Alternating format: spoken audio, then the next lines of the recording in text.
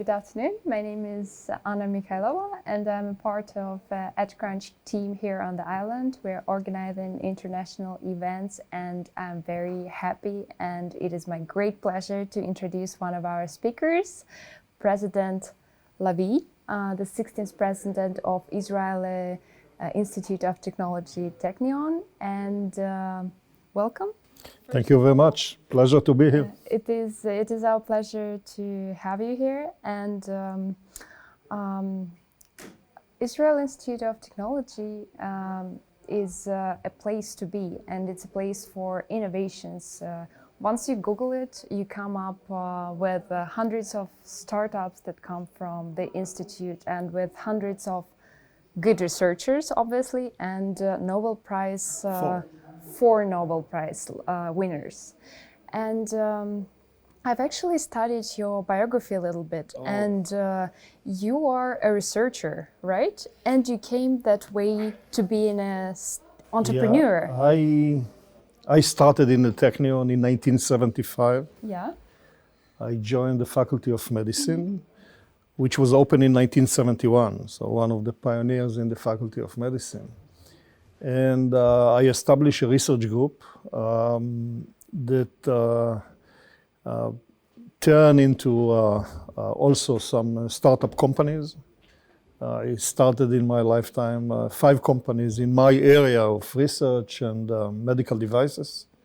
3 of them are active today. One is public, one is private, and one is service company. Okay. During my career, I was a dean of medicine for 6 years, from 1993 to 1999. I was a vice president for development for 7 years. And then they say, you still have to learn something, and they made me a president. And I'm completing my term in September this year, Yeah. 10 years. 10 years. 10 years, Impressive. and I'm retiring. Yes, Oh, wow. yes. Well, but how did you make your way from being a researcher to being an entrepreneur? I guess, do you have to possess some skills? Do you learn those skills on the way, or how does it happen? This is a good question, Anna, because, you know, some researchers have no interest in taking their discoveries and make them technology or commercialize them or develop applied technologies. I belong to the group that would like to see some practical use to my findings. So my entrepreneurship started from basic research. If you read my biography, you know that I'm a sleep researcher. I'm studying how people sleep. Yes. I study sleep disturbances, and I opened clinics to study sleep. One of my studies was focusing on the distribution of blood during sleep. You know, in sleep we have different stages. We have deep sleep, we have light sleep, we have dreaming sleep. And the blood in the body behaves differently in each one of these stages. For instance, in dreaming sleep, what we call REM sleep, blood is leaving the periphery and goes to 2 sites, to the brain and to the genital area. So we learn about the distribution of blood, and in order to do that, we develop a new sensor that measures the amount of blood in the finger in a very accurate way. This was a basic research, but once we developed this sensor, I realized that it can be used for practical purposes. Absolutely, yeah. To make diagnosis of sleep disturbances, to identify when people start dreaming and deep sleep, and immediately we opened a company. So every night now, probably some 10,000 people all over the world are sleeping with my sensor on their finger, and in the morning they have all the information of sleep. Not every researcher is like me. Some researchers, I give the example of our Nobel laureates. We have 2 Nobel laureates in the Faculty of Medicine, Professor Hershko and Professor Chikanover. Both of them won the Nobel Prize in chemistry. One couldn't care less about applied research. He is working with his laboratory stuff, with his tubes. He doesn't want to commercialize. He's basic researcher. The other one, who won with him the Nobel Prize, is a member of probably 20 companies. Wow. So it is a personal profile and personal characteristic. And I'm happy that I'm belonging to the practical persons because you bring technology to mankind that instead of going to a laboratory and spend the night in the laboratory, they take the probe at home, put it on their finger, and the next day it goes to the cloud information, and you have in a minute and a half a diagnosis. Wow, that's really impressive. And so my question here is more, can you raise those skills? You were born an entrepreneur, or you were... This is a question that people debate about it for many, many years. You know, I just come from Korea. I was a guest in Korea. Korea is a technological empire. I will talk about it tomorrow in my lecture, but I'll give you a promo, okay? Okay, great promo. And I gave a talk in Korea, and a journalist, like you were interviewing me, a journalist of the major newspaper in Seoul interviewed me, and he asked me a question. He asked me why we in Korea, which, you know, we have Samsung and Hyundai and LG, all the large companies. Absolutely high level of research. Right. We are technological empire, but we are not startup nation, and you are startup nation. So I had a translator, and she was a Korean girl who studied in Israel Hebrew. And she studied in Jerusalem in the Hebrew University, and she told me, let me explain to him, I know the answer. I said, okay. And she told him in Korean the following story. I was a student, she said, in Seoul, in high school. I was the best student in my class. One day, my teacher called my parents to complain about me. What was the complaint? She's asking too many questions. Wow, that's a great point. This is the reason why Korea is not startup nation. In Israel, before I finish my first sentence, when I give a lecture to students, somebody raises his hand, he says, Professor Lavie, you don't know what you're talking about. And this is okay. It is permitted. Nobody will be punished for that. Nobody will be embarrassed about it. So it is a matter of characteristics. It's a matter of, even I would say, national personality. And Israelis have this kind of a national personality that they question everything, they challenge everything. And this is the reason why many of them become entrepreneurs.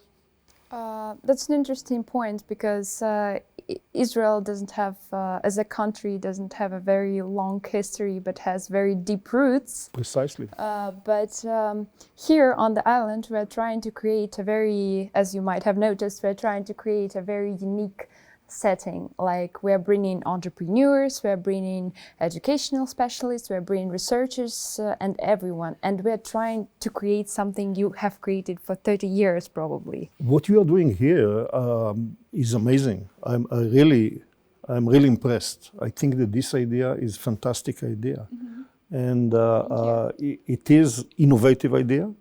And I think if you continue along this way, you'll be able to create ecosystems of innovation and entrepreneurship. Israel now is a big ecosystem of innovation. You know, in the Technion, we have 14,000 students. More than half of them are working during their studies in international R&D centers, which are 10 minutes drive from the campus. You have everybody there. You have HP and Microsoft and Google and eBay and Amazon and Broadcom and Qualcomm, and they spend time in these R&D centers before they complete their studies, so they get a lot of experience. Our students are the backbone of Startup Nation. And the way they grew up serving in the army for 3 years boys, 2 years girls, and the education they get in the Technion, we provide them a lot of, we called it soft skills, which is a wrong name. It is leadership skills. Leadership, yes. Yeah, it is, these skills are not soft. They are important. To be an entrepreneur, it is not enough that you are a good mathematician or Yes. good engineer. You have to know how to work in teams. You have to know how to present your idea. You yes, have to understand different cultures. And this is what we try to do in different settings within the 4 years of education of our students. So when you combine everything, the national profile, the fact that necessity is the mother of invention, and we have to rely on ourselves, being where we are in the world, you know, and our neighbors, and the education. Another thing that happened in Israel, which is quite amazing, is the Russian immigration. The immigration from the former Soviet Union brought to Israel, within a span of less than 5 years, 1 million people. 1 million people, highly educated, highly motivated, like any immigrant generation. Of course. In Israel, in the Technion, in my university, it's quite amazing. The students of the 90s are now faculty members. Wow. And during the first few years in the 90s, 91, 92, 93, the Technion student body grew up from 7,000 to 9,000. Most of the 2,000 came from the former Soviet Union. You walked in the Technion, you listened to Russian. It's amazing. In my laboratory, I was the only one who didn't speak Russian. Wow. The students, the technicians, the engineers. So this was one of the modern miracles that happened to Israel. Well, yeah, we have a very strong scientific school back from the Soviet. Superb basic education, right? Yeah, but right now we are suffering from lack of entrepreneur skills. And you talked about leadership, but what exactly do you do to inspire students to become leaders? You see, innovation is a social process, in my opinion. The time that Archimedes sat in his bathtub and shouted, Eureka, is gone. In order to be innovative, you have to put people together. Meeting of minds. And we, in many projects, put together people, students from medicine and from engineering, students from electrical engineering and from aerospace, students from China and students from the Technion, students from New York and students from the Technion. You know, we have 3 campuses. We have one campus in New York, together with Cornell University, and we have one campus in China. That our students, some of our students are now studying in China with Chinese students. These opportunities of meeting of minds, this is one of the keys to be innovative and to provide new ideas. And we have several competitions, for instance, among our students that allow them to experience hands-on experience of being entrepreneurs. We have on campus an incubator, we have on campus an accelerator, we have many competitions that allow the students to express themselves. And in the last less than 20 years, our students started thousands of companies, thousands. Yeah, which are the backbone of the Startup Nation phenomenon. Wow, that's very interesting. But what we have right now on the national level, that we try to inspire high school students, middle school students to become entrepreneurs. But as I hear you, you say that education is still very important. It's a base for innovation. Absolutely. You know, not everybody, many use Steve Jobs as the example why you don't need formal education. I don't agree with that. There are Steve Jobs of the world, but still you need the basic education, and on top of it, to build the skills that make you entrepreneur. But do you have those examples of people coming to your university that are already like really good entrepreneurs and are trying to become researchers, and they feel the need in research? Oh yes, absolutely. Really? Yep. And we have some, we have a group, Professor Hussam Hayek, he's from the Arab sector. He is one of our top researchers. He started more than 30 companies. Wow. 30 companies. And many of his students started companies. The Technion has 11 companies that spinned off from the Technion that are now traded on NASDAQ, on the stock exchange in New York. The most recent one is a company, if you Google it, you'll find out, it's called NovoCure. NovoCure. The recent valuation was about $7 billion. It's a new, innovative idea how to treat brain cancer using electrical fields, what you combine engineering and medicine. So he came as an entrepreneur No, and he was a professor of biophysics in the Technion, and the idea came in basic research. Wow. And he translated this basic research into a device. The patient put on his head a helmet producing electrical fields, and it is better than chemotherapy. And the company is now traded for $7 billion. And the deal in the Technion, by the way, is if a professor have a company, 50% of the revenue go to the Technion, 50% to the professor. Oh wow, it's a system inside the Yeah, university? we have an excellent system that allow professors to commercialize their technologies, and if there is revenues, 50% belong to the professor or the group of students, etc., 50% to the university. But what's the dropout rate of professors, for example? Are they interested in this scheme, like 50% goes to university and 50% goes to them? Are they interested in this, or there's still a dropout rate? During my tenure, 10 years as a president of the Technion, the number of companies that came out of the Technion, belonging to professors and the Technion, 93. 93 companies. What about student companies? Students, again, we don't take any part of a student company. Okay. More than that, we provide students with seed money, mentor, and a space to start their own company. And if they're successful, hopefully they will give back to the university gifts. You should have an impressive endowment fund. We don't have impressive endowment fund. We have an endowment fund. Most of the money that we get from commercialization is invested in development, because the money we get from the government is not enough. But you invest back, and what's the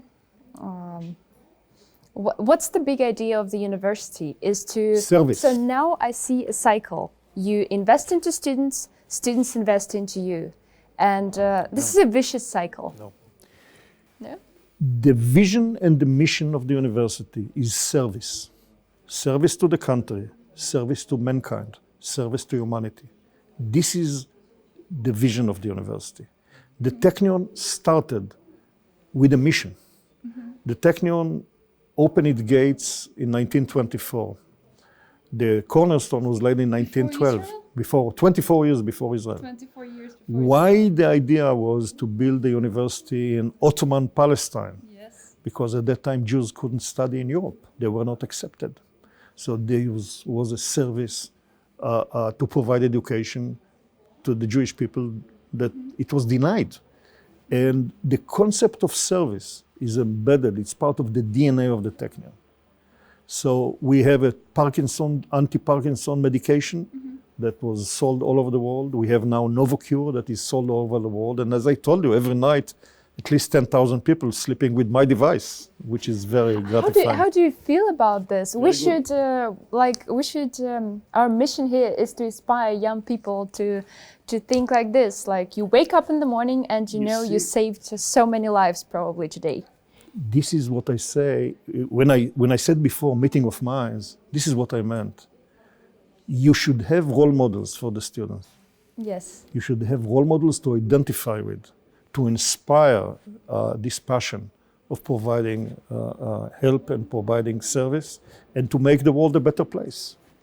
It's a big idea we're trying to follow as well. So what are your major advices and tips and probably life hacks to us as we're trying to create this unique setting, and we're trying to follow your steps a little bit? Well, what you are doing here, and I said in a little criticism, when I came, I didn't know what I'm coming to. Oh, wow. Really, you have to provide more explanation. I'm really impressed.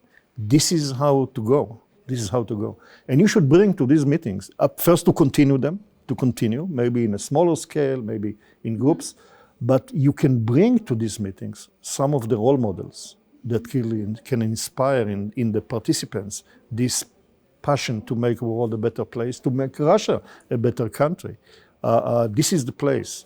And, I'm giving talks all over the world. I was invited by the Canadian government, the Hong Kong, the Swedish, the Korean, the Taiwanese, and everybody asked me the same question.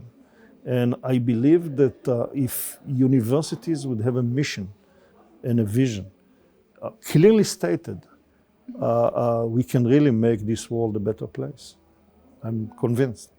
Thank you. It's a really important point. That's what we're trying to do here. We're trying to create actually more than 100 visions, because more than 100 universities and 16 scientific teams are taking part in this event.